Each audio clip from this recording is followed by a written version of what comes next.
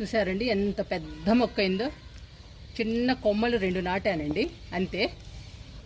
ఇంత పెద్ద మొక్క అయ్యి ఇన్ని పూలు పూస్తుంది. మనము ఇప్పుడు నింపిన విధంగా నింపుకుంటే ఇలానే పూస్తాయండి పూలు. ఏ మొక్క అయినా కానీ పూల మొక్క. నేను ప్రతి టబ్బు ఇలానే నింపుతాను.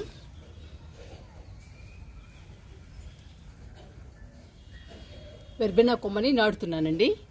చూడండి బ్యూటిఫుల్గా ఉన్నాయి ఫ్లవర్స్, ఎంత అందంగా ఉన్నాయో.